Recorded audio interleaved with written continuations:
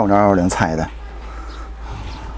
这底下 DDR 一测，哎呦我真埋汰，但那都不是事儿啊，没有空档嘛，前段时间不是说，然后经过我的一番拆卸，这2根线啊，就是这2根线啊，跟这手柄上，它不就是说白了就是线折了。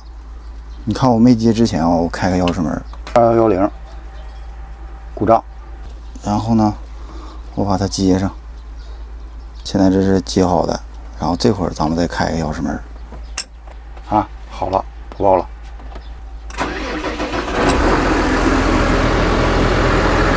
没接之前呢，就是我换上相，你看啊，这样似的往前，你看这是往前了吧？然后一摁这个空档按钮，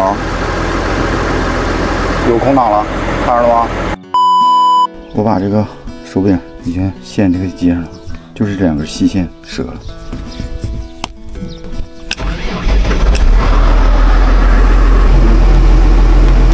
然后一摁，哎 ，OK， 没问题了啊，可以上上了。你看，正好是这嘎子这个眼儿过线，从这儿就直接就过来了。然后你这个杆儿锁到这个3个眼儿上，往这么一放，这里我们就可以利用这个缝隙，然后把它上去。这儿啊，这地方就是硬上，只要这4眼对上就 OK。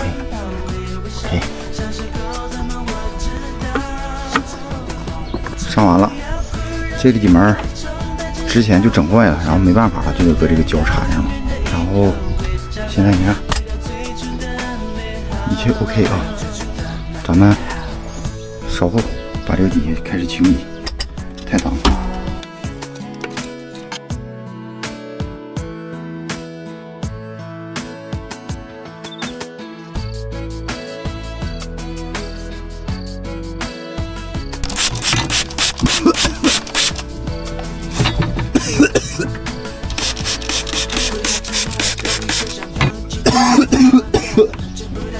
哎呦我去！我一开始还以为我能收拾干净，现在这么看，我收拾不干净，就是大概吧，不行了。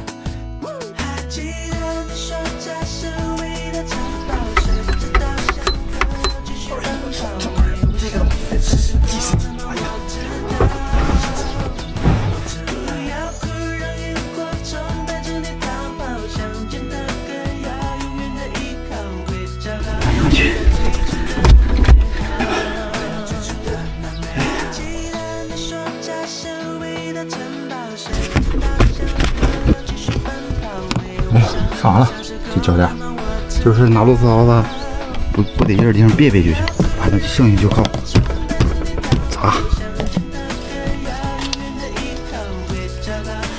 修好了啊，兄弟们，一番折腾啊，终于修好。